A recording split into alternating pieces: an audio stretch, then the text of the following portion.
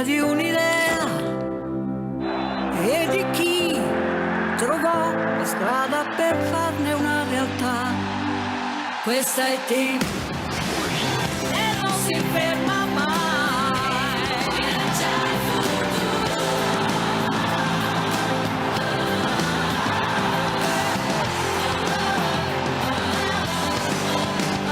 Questa è T.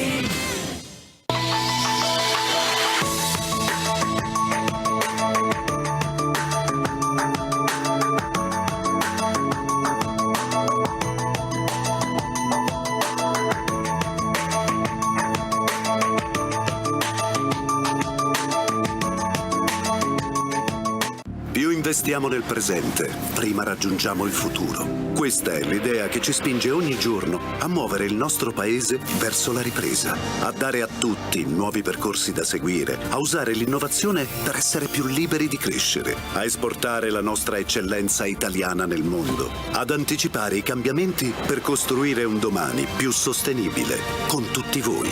Perché il futuro è la nostra destinazione, solo se è un viaggio che facciamo insieme.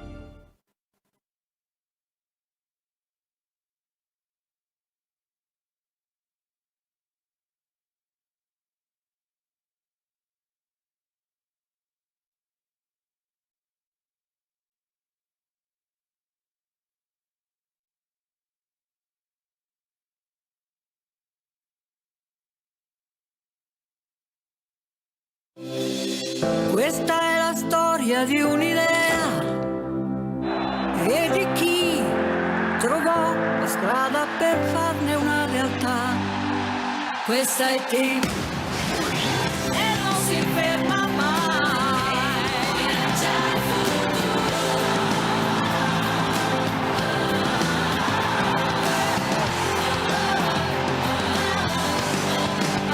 Questa è T.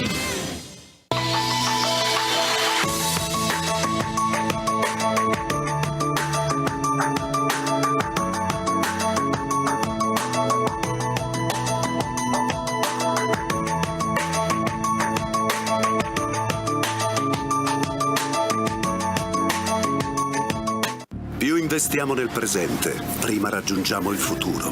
Questa è l'idea che ci spinge ogni giorno a muovere il nostro paese verso la ripresa, a dare a tutti nuovi percorsi da seguire, a usare l'innovazione per essere più liberi di crescere, a esportare la nostra eccellenza italiana nel mondo, ad anticipare i cambiamenti per costruire un domani più sostenibile con tutti voi. Perché il futuro è la nostra destinazione, solo se è un viaggio che facciamo insieme.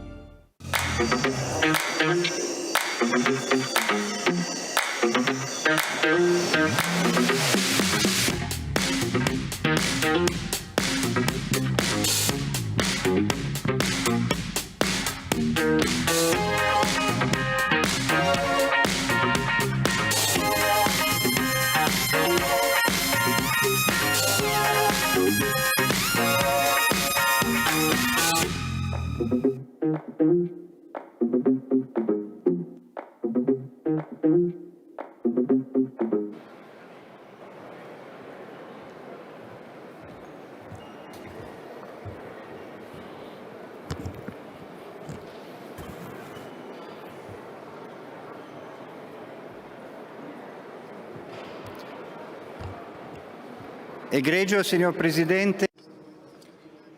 Distinguished President, distinguished authorities, dear friends, welcome to the 42nd edition of the Meeting for Friendship Amongst Peoples.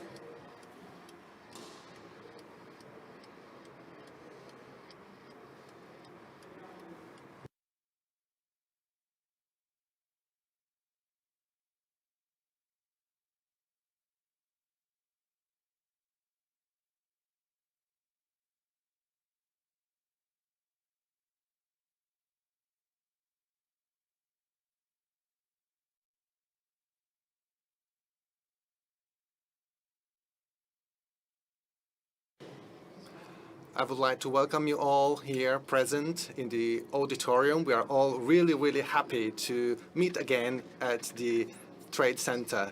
And a very warm welcome to all the people connected from 20 countries.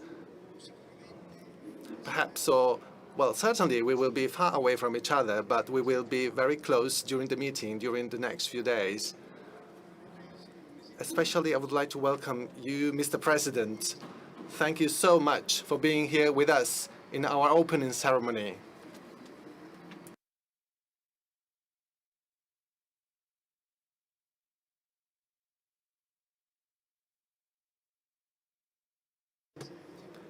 Your presence today for us is a great honor, and I would like to extend you the greetings of the 2,000 volunteers that made this year's meeting possible once again.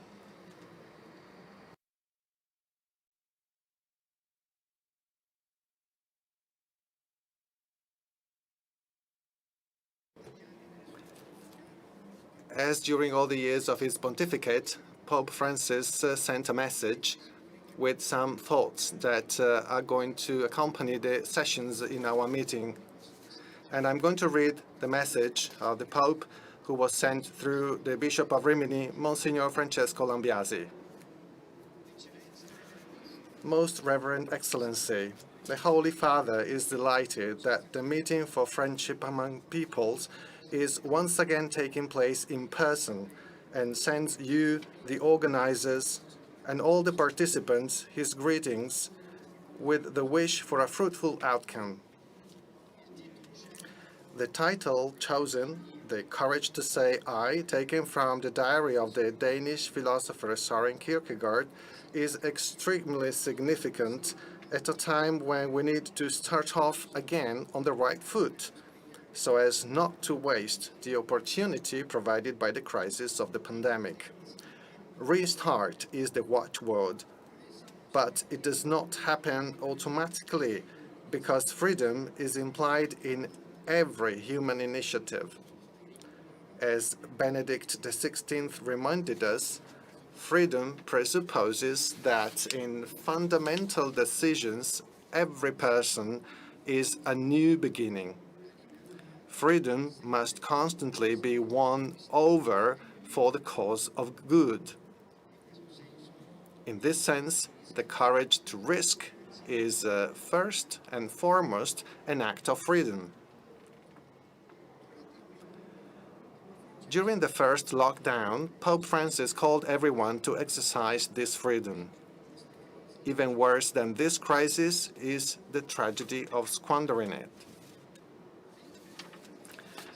Despite imposing physical distancing, the pandemic has placed the person, the I of each person, back at the center, in many cases provoking a reawakening of fundamental questions about the meaning of existence and the utility of living that had been dormant, or worse still, censored for too long.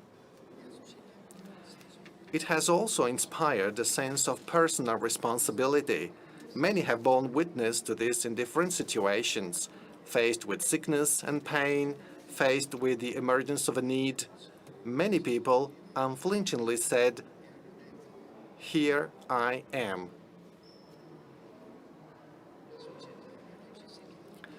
Society has a vital need for people who are responsible. Without a person, there is no society, but a random aggregation of beings who do not know why they are together. The only glue left would be the selfishness of calculation and the self-interest that makes us indifferent to everything and everyone. Moreover, the idolatries of power and money prefer to deal with individuals rather than with persons, that is, with an I focused on its own needs and subjective rights, rather than an I open to others, striving to form the we of fraternity and social friendship. The Holy Father tirelessly warns those with public responsibilities against the temptation to use people and discard them when they're no longer needed, instead of serving them. After what we have experienced in this time, it is perhaps more evident to us all that the person is the point from which everything can start again. Certainly, There is a need to find the resources and the means to get society moving again. But what is needed, above all, is someone who has the courage to say, I, with responsibility and not with selfishness, communicating with his or her own life that the day can begin with reliable hope. But courage is not always a spontaneous gift, and no one can give it to himself. As Manzoni's Don Abbondio used to say, especially in a time like ours, in which fear, which reveals a profound existential insecurity, plays a role so decisive that it blocks a great deal of energy and impetus towards the future, which is increasingly perceived as uncertain, especially by young people. In this sense, the servant of God, Luigi Giussani, warned of a dual risk. The first danger is doubtfulness. Kierkegaard notes, Aristotle says that philosophy begins with wonder, and not, as in our times, with doubt. Systematic doubt is, so to speak, the symbol of our time. The second objection to the decision of the self is meanness. Doubt and indulgence, these are our two enemies, the enemies of the self. Where then can the courage to say I come from? It comes from the phenomenon called encounter. Only in the phenomenon of encounter is the possibility given to the self to decide, to make itself capable of welcoming, of recognizing and welcoming. The courage to say I is born in the face of truth, and truth is a presence. From the day he became flesh and came to dwell among us, God has given man the possibility of emerging from fear and finding the energy of goodness by following his Son, who died and rose again. The words of St. Thomas Aquinas are enlightening when he states that the life of every man would seem to be that wherein he delights most, and on which he is most intent. The filial relationship with the Eternal Father, which is made present in persons reached and changed by Christ, gives consistency to the self, freeing it from fear and opening it to the world with a positive attitude. It generates a will to goodness. Every authentic experience of truth and goodness seeks by its very nature to grow within us, and any person who has experienced a profound liberation becomes more sensitive to the needs of others. As it expands, goodness takes root and develops. It is this experience that instills the courage of hope, encountering Christ, letting oneself be caught up in and guided by his love, enlarges the horizons of existence, gives it a firm hope which will not disappoint. Faith is no refuge for the faint-hearted, but something which enhances our lives. It makes us aware of a magnificent calling, the vocation of love, and it assures us that this love is trustworthy and worth embracing, for it is based on God's faithfulness, which is stronger than our every weakness. Let us consider the figure of Saint Peter. The Acts of the Apostles report these words of his after he had been strictly forbidden from continuing to speak in the name of Jesus. Whether it is right in the sight of God to listen to you rather than to God, you must judge. For we cannot but speak of what we have seen and heard.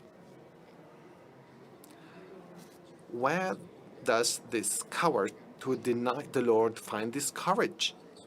What happened in this man's heart? The gift of the Holy Spirit. The profound reason for the courage of the Christian is Christ. It is the risen Lord who is our security, who makes us experience profound peace even in the midst of life's storms. The Holy Father hopes that during the week of the meeting, the organizers and guests will give living witness, taking on the task indicated in the programmatic document of his pontificate. Many are quietly seeking God, led by a yearning to see his face, even in countries of ancient Christian tradition. All of them have a right to receive the gospel, and Christians have the duty to proclaim the gospel without excluding anyone. Instead of seeming to impose new obligations, they should appear as people who wish to share their joy, who point to a horizon of beauty, and who invite others to a delicious banquet. The joy of the gospel instills the boldness to set out on new paths. We must be bold enough to discover new signs and new symbols, new flesh, particularly attractive for others. This is the contribution that the Holy Father expects the meeting to give to restarting, in the awareness that the security of faith sets us on a journey. It enables witness and dialogue with all, no one excluded, because the horizon of faith in Christ is the entire world. In entrusting this message to you, Your Excellency, Pope Francis asks for your remembrance in prayer and gives his heartfelt blessing to you and the leaders, the volunteers, and participants in the 2021 meeting. I do express my best wishes for the success of the event, and I take advantage of the occasion to express my deepest reverence to Your Most Reverend Excellency, Pietro Cardinal Parolin, Secretary of State.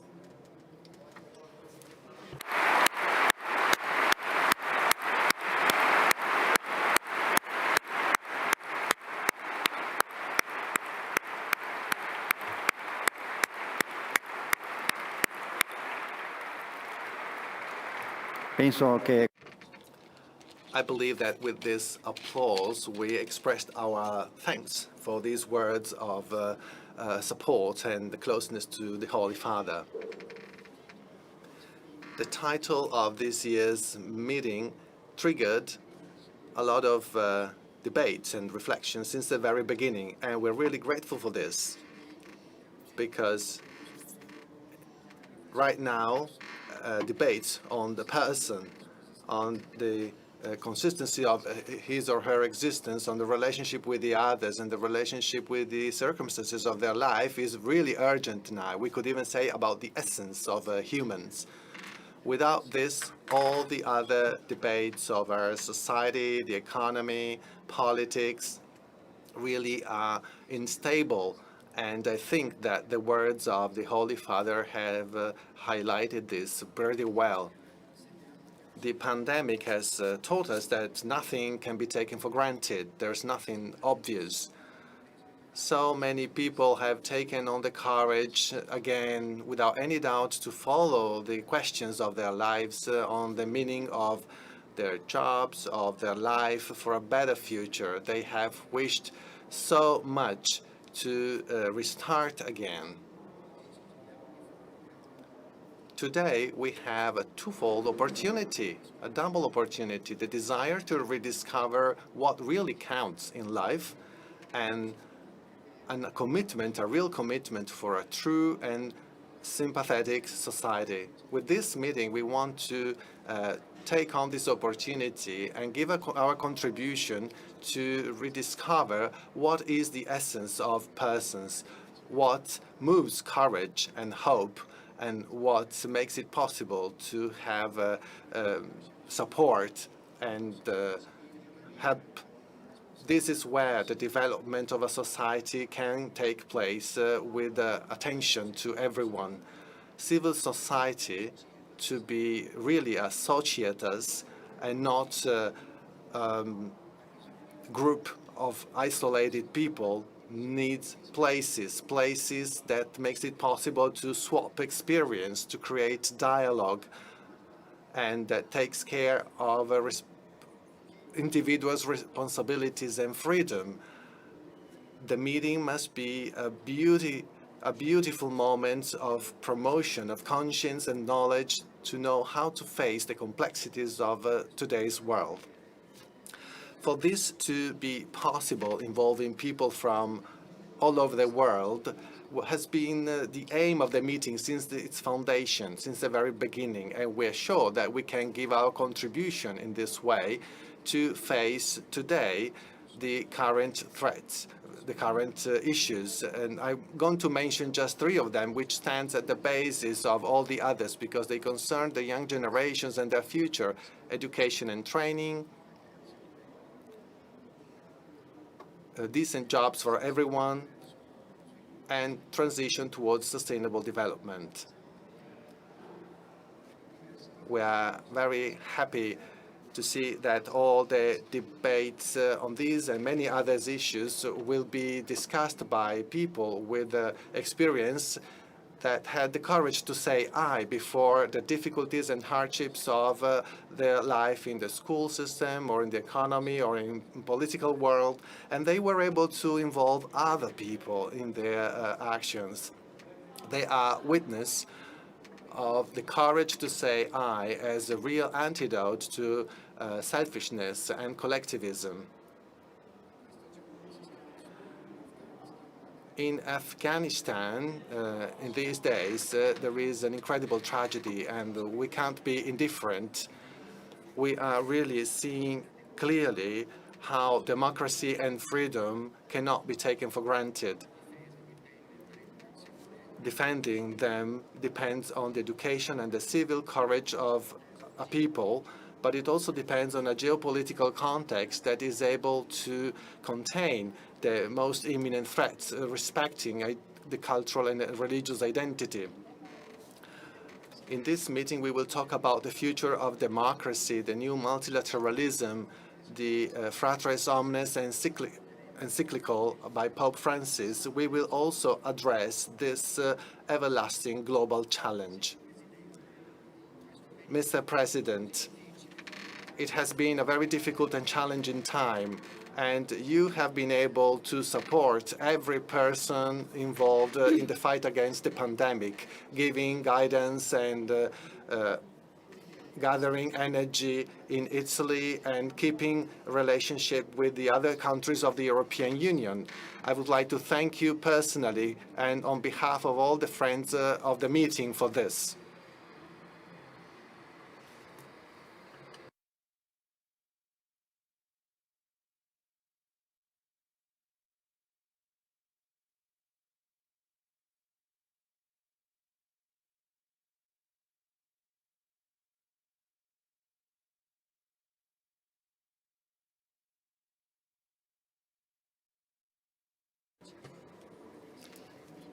It was an honor to have you here in 2016 for the 70th celebration of the Italian Republic, and you reminded us of the virtues of democracy, and you invited young people to use at best their talent for their country. And in the following years, you have always accompanied us with your messages and always encouraging with a great power of guidance.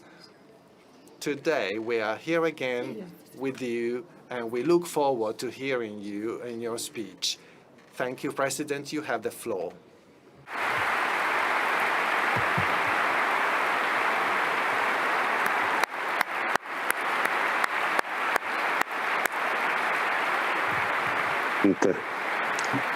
Le rivolgo un saluto. I would like to greet you and all the people in Rimini and all the people who are following us from remote. I'm extremely pleased to say that the meeting of Rimini is a place of encounter, of friendship, of reflection, and of culture for many people, and in particular for young people. And first and foremost, I would like to express my warmest greetings to the young people, and I encourage them to try to be encouraged by this experience to express in an even greater way their passion, solidarity, ability to listen and to talk. These are key values in every aspect of daily life. I would like to thank the organizers, namely the Mating Foundation, the Foundation for Subsidiarity, the Fraternity of Communal Liberation, for having put forward and pushed even ahead the relay that they got, because I think that organizing this year's edition must have been quite complicated because of the restrictions brought about by the pandemic. So I think that reaffirming the mating tradition once again should be a reason of great satisfaction, because this is a renewed opportunity for encounters. And as you said very well, Mr. President, so this year's title is based on Kierkegaard's words, the courage to say I. And as you said, in 2016, I had the delightful opportunity to take the floor during the meeting. And at that time, I mean, the focus was on you, because the title was You're Good for Me. And I immediately seized a connection between that year's edition title and this year's edition title.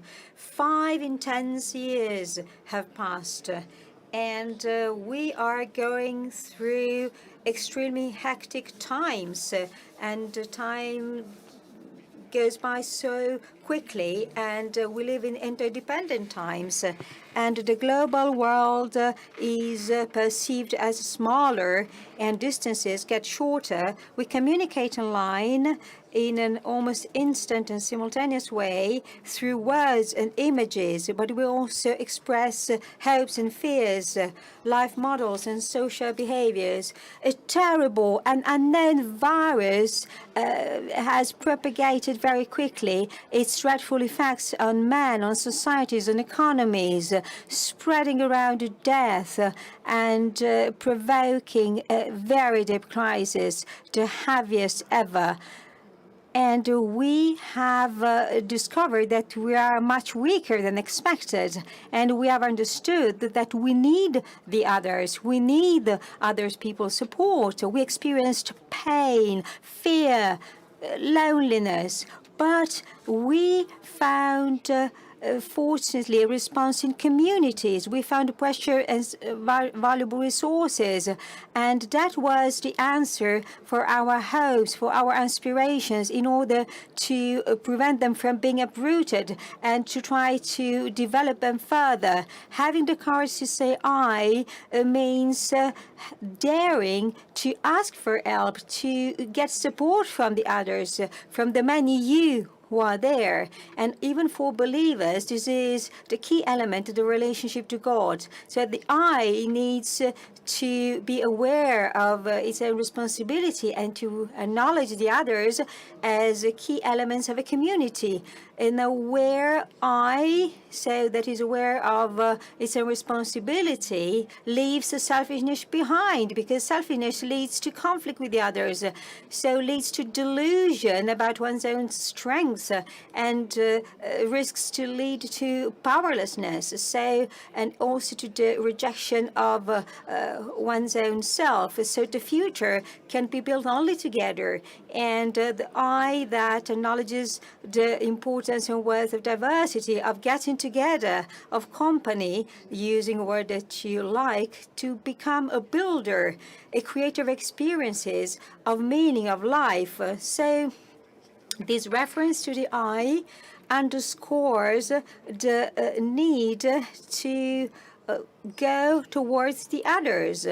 So in order to be able to choose one's own destiny, it is necessary for a person to be aware of their own value and worth, of its uniqueness, of its sort of originality, so that people can understand that they have to put themselves at stake. The courage to say I is essential to sort of make this kind of responsibility more tangible, because otherwise we would hide in avoidance and renouncing. So this is about the courage and responsibility, and the pandemic showed us to what extent we need responsibility madly, deeply. We need responsibility of healthcare workers, of physicians, of those who carry out social works, of those that carry out essential activities, but also we need responsibility from governments, from international entities and bodies, but also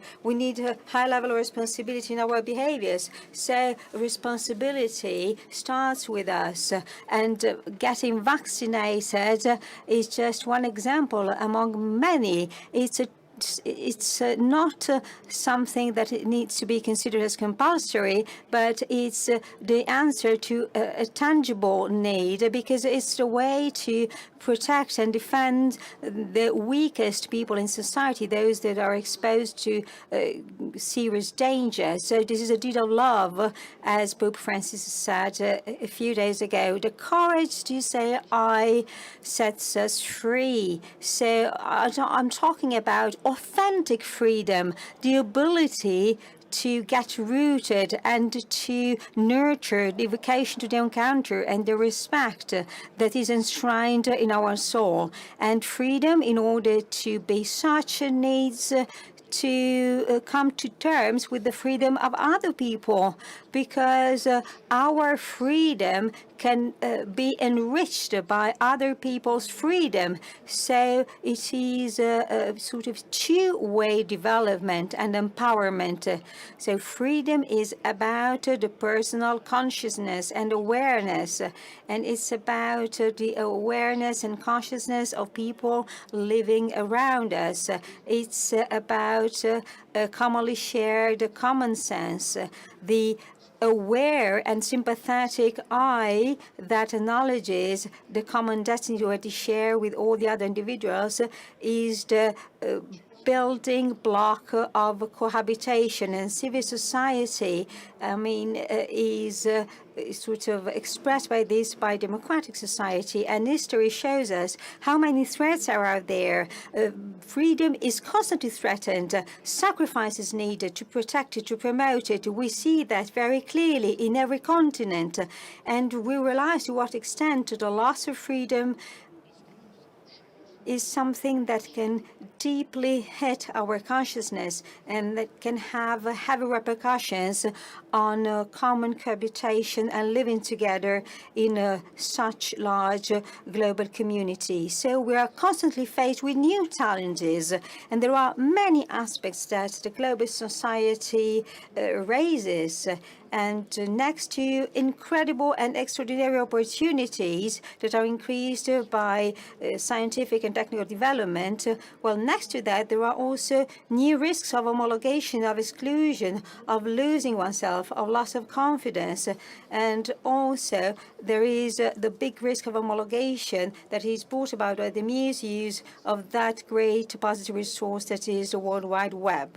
So freedom and democracy, in order to be strengthened, require a lively background based on participation, on social organization autonomy that is based on a culture that nurture creativity, that is based on a cohesion fabric, and that is respectful of differences and diversity. So the first requirement of freedom is the individual's consciousness. So it's also about the possibility of an integral development. The courage of the I has to do with the courage of a society to be open and never closed and isolated, and boosting and fostering the integral development of each individual. So, and even our constitution calls upon this task because it's built around the concept of individual. It's a challenge. It's a space that is getting bigger and bigger. The community is getting bigger and wider. So we need to do everything we can to protect this challenging and fascinating space. New horizons are unfolding in front of us. They have to do with the balance between humanity and nature, technology and mankind, between consumption of environmental resources and the future of our children. The integral development of the individual has enriched itself and has become more complicated and consistent because there is always the need to guarantee equal dignity and equality. So if we were not consistent, we would risk to bring about a collapse, a failure, a breakdown, and to nurture the culture of waste that, Pope Francis has mentioned as a danger. So we really need to understand that, and science can be helpful, but at the same time, this progress is based on techniques that work and straddle the frontiers of human life. And so all that requires a critical sense of awareness. The courage of the eye also is requested to renew the topic of the person. So the person is much more than an individual. It's a fully empowered being that is looking for the us. So it's part of the community and at the same time is a contributor and protagonist. As Article 2 of our Constitution says, the person in all its expressions pre-exists by nature to institutions and any kind of establishment. In the globalized world, the role played by social bodies and intermediary entities becomes more and more demanding and challenging because people sometimes risk to find themselves as isolated and they feel left behind. In other words, the worth of people is not weakened. On the contrary, it has to be preserved and, if possible, increased. Freedom and democracy depend on the liveliness and richness of the social bodies. It depends on their autonomy. And the economy, society, and culture, need desperately that they can do without. And all that is put to the test of globalization. And this process should aim at the promotion of rights of people's empowerment in every corner of the world. We share a common destiny as humanity, and this is becoming clearer and clearer. And so our future cannot be a zero-sum game, not at all. So it's not that we should compensate the well-being of a world area with the poverty of another one, not at all. We need a win-win approach because we win together, but also we lose together. And the crisis brought about by the virus confirms this. We will still have to fight against the pandemic, but it is up to us to imagine the future. We are eager to restart, and the key engine is to have faith in our ability to get better, to improve, and to create our future and the future of our country.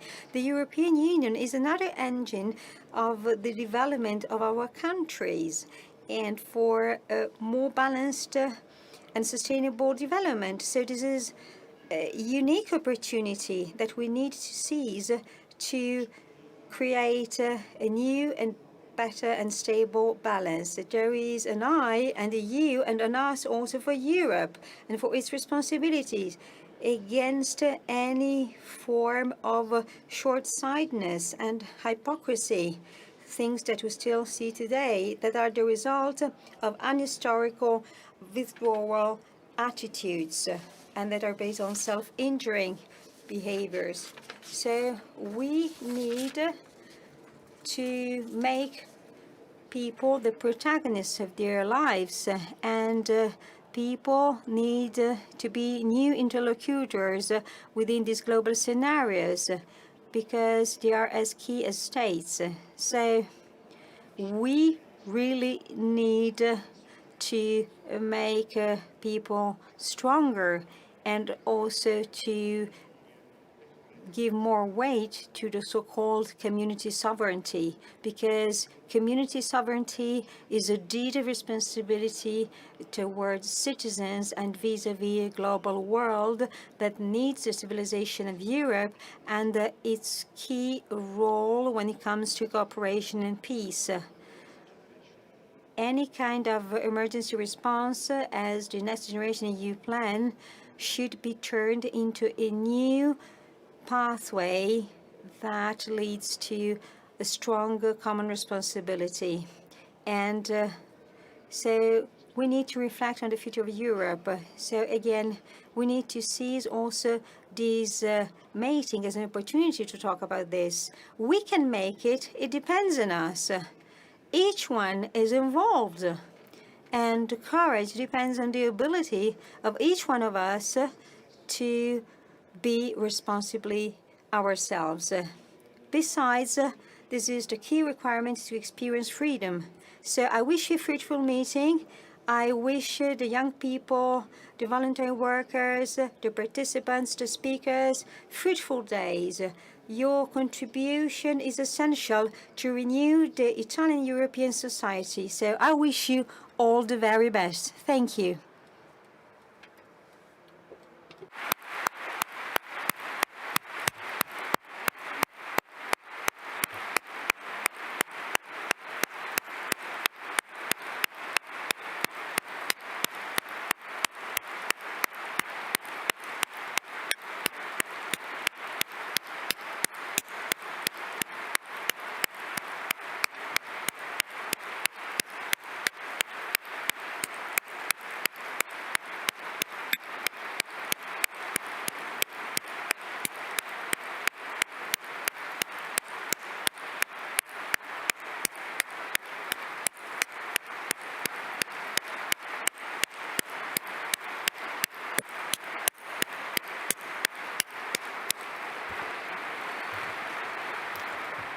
Grazie di cuore, signor Presidente. Thank you very much indeed, Mr. President. This long round of applause is a sign of appreciation, and thank you for your words that reminded us of our responsibility and that enlarged our horizons. Certainly, we are going to treasure your words and reflect over them. We thank you very, very much, and we wish you all the best too. Thank you again for joining us.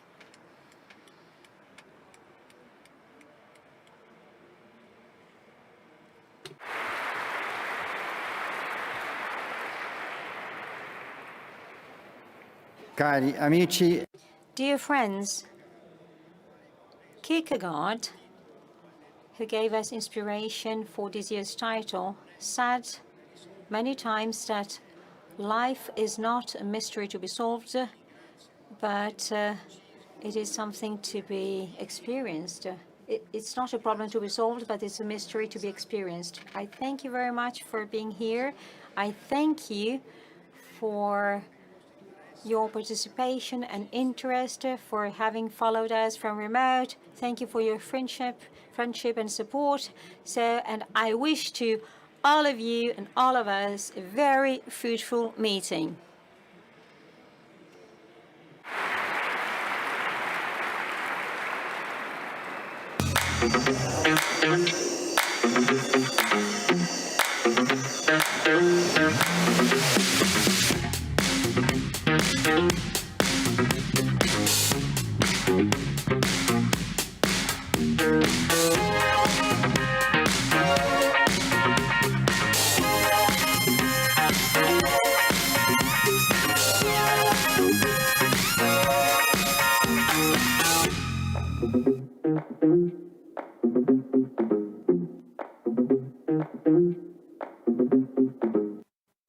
Più investiamo nel presente, prima raggiungiamo il futuro.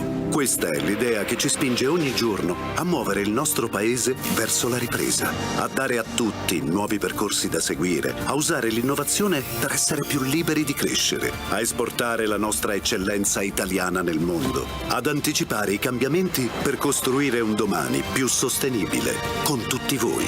Perché il futuro è la nostra destinazione, solo se è un viaggio che facciamo insieme. Questa è la storia di un'idea e di chi trovò la strada per farne una realtà. Questa è team e non si ferma mai. Viaggia il futuro.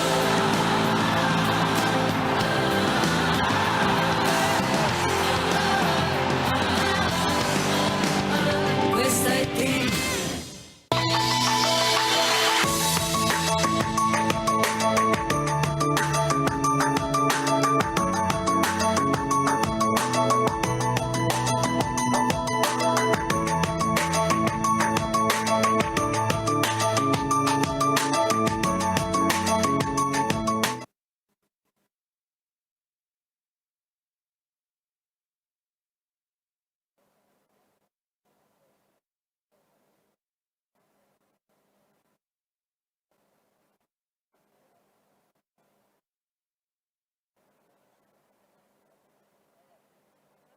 Più investiamo nel presente, prima raggiungiamo il futuro. Questa è l'idea che ci spinge ogni giorno a muovere il nostro paese verso la ripresa, a dare a tutti nuovi percorsi da seguire, a usare l'innovazione per essere più liberi di crescere, a esportare la nostra eccellenza italiana nel mondo, ad anticipare i cambiamenti per costruire un domani più sostenibile con tutti voi.